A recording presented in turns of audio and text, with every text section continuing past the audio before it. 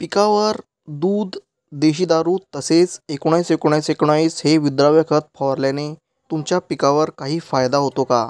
किंवा फक्त हे शेतकऱ्यांना दिशाभूल करण्यासाठी केलेली एक अफवा आहे? शेतकरी मित्रांनो, देशी दारू फवारणी पिकावर करणे कितपत योग्य आहे आणि यामागचे नेमके शास्त्रीय कारण काय आहे?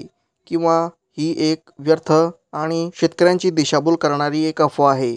याची सविस्तर माहिती आपण या व्हिडिओमध्ये पाहणार आहोत. पण तत्पूर्वी जर तुम्ही आपल्या चॅनलवर नवीन असाल तर लगेच चॅनलला सबस्क्राईब करून टाका आणि बेल आयकॉनला प्रेस करणे विसरू नका. तर चला मित्रांनो, व्हिडिओला सुरुवात करूया. शेतकरी मित्रांनो, तुम्ही दूध, देशी दारू तसेच 19-19-19 हे विद्राव्य खत फवारल्याने तुमचे फुटव्यांची संख्या वाढते आणि कोणतेही पिकातील दाणा फुगवण्यासाठी याचा उपयोग होतो. याबद्दलचा व्हिडिओ तुम्ही यूट्यूबवर पाहिलाच असेल. पण मित्रांनो, याने खरंच तुमच्या पिकावर काही सकारात्मक परिणाम होतो का?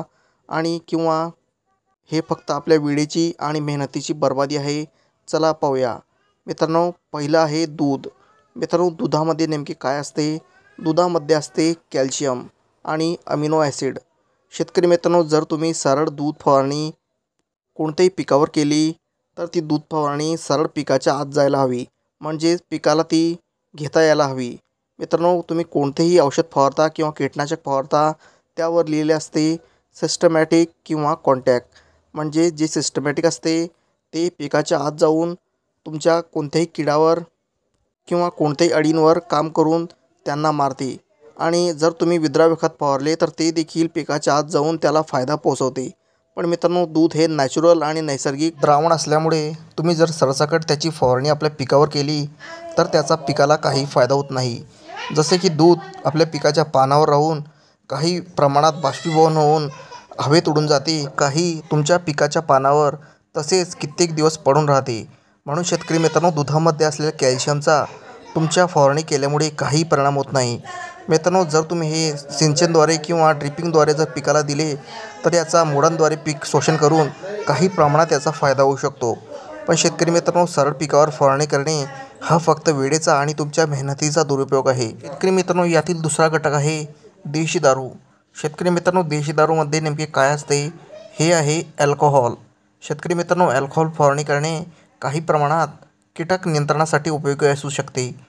पण मित्रांनो, याचा काही जास्त प्रमाणावर तुमच्या पिकावर जर उपयोग झाला तर हे तुमच्या पिकाला देखील काही प्रमाणात नुकसान पोहोचवू शकते. म्हणून शेतकरी मित्रांनो, तुम्ही जेव्हाही अल्कोहोलची किंवा देशी दारूची फवारणी कराल तेव्हा थोडा कमी प्रमाणातच याची फवारणी करायला हवी.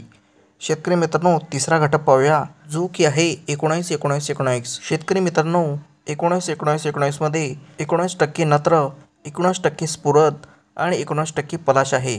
म्हणजे यामध्ये तिन्ही घटक सारख्या प्रमाणात आहे.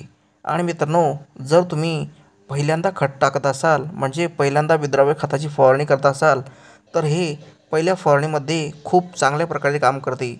पण शेतकरी मित्रांनो, जर तुम्ही शेवटची आणि फळभरणीसाठी म्हणजेच दाणे फुगवण्यासाठी किंवा कोणतेही कांदा फवारणी करत असाल तर या खताचा उपयोग तुम्ही 100% नाही करायचा आहे.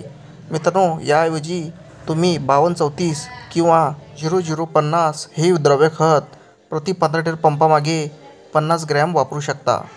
कारण मित्रांनो, यामध्ये असलेले पोटॅश तुमच्या दाण्याला योग्य वजन आणि चकाकी देण्यासाठी अत्यंत उपयोगी आणि गरजेचे आहे. शेतकरी मित्रांनो, 19-19-19 किंवा 19-19-19 हे खत फक्त सुरुवातीच्या अवस्थेतच वापरले पाहिजे.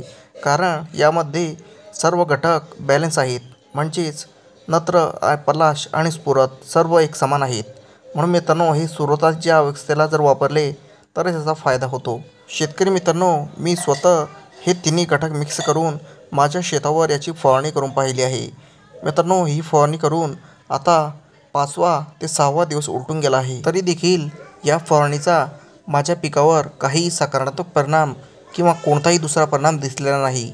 शेतकरी मित्रांनो, हे फक्त यूट्यूबवर व्ह्यूजसाठी बनवलेला एक फेक फॉर्म्युला आहे.